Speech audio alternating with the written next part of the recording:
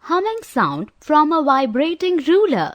Take a scale and hold one of its ends firmly on the table with your left hand. Flick the free end of the scale with your right hand. Let it go. What do you observe?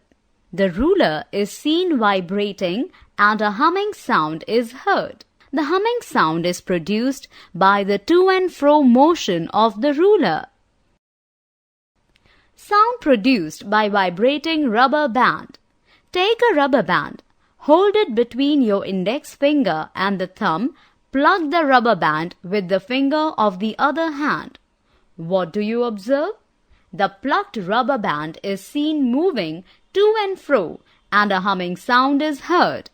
This humming sound is produced by the vibrating motion of the rubber band. Vibrating tuning fork. Take a small pith ball and suspend it with a thread. Now take a tuning fork and strike its prongs against a rubber pad. A sound is produced by it.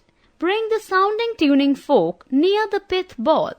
You will notice that the ball jumps to and fro. This shows that the prongs of the tuning fork are vibrating.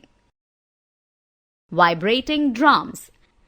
Take a drum and strike it with a soft hammer. What do you observe? You hear the sound but do not notice any to and fro motion of the drum.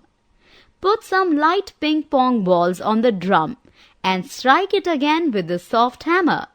What do you observe? A loud sound is heard and the ping pong balls dance up and down. What do you conclude? Jumping balls show that the drum is vibrating. This vibrating motion of the drum produces sound. The air particles present inside the drum produce sound. They perform to and fro motion in the air column, producing a louder sound. Functions of the vocal cords. Take two identical rubber bands, place them one above the other and stretch them tight. Blow air through the gap between them. A sound is produced. If the rubber bands are further stretched, the frequency of the sound increases. If you use thick rubber bands, the frequency will decrease. It shows different frequency sound are produced from the vocal cords. 5. Sound needs a medium for propagation. Take a glass bell jar and suspend an electric bell in it. Take out the electric wires through an airtight cork and connect them to a battery. Keep the bell jar over a flat disc and connect it to a vacuum pump.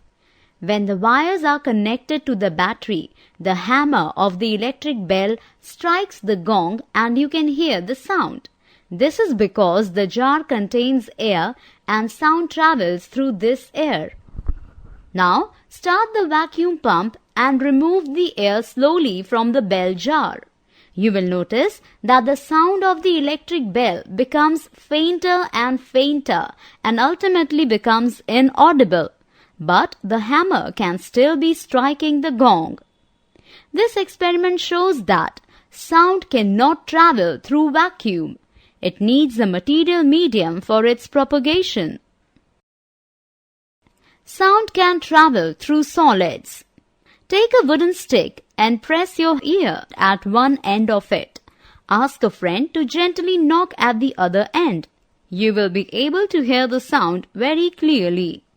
This shows that sound can travel through solids. Sound can travel through liquids.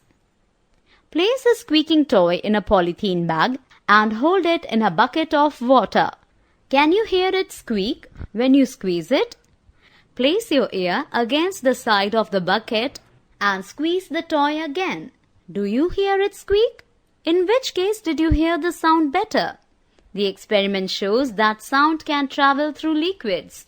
We can also conclude from this experiment that sound travels faster in liquids than in air. 8. Sound can travel through gases. Fill a balloon with air and press it to your ear. Scratch the other end of it with your fingers.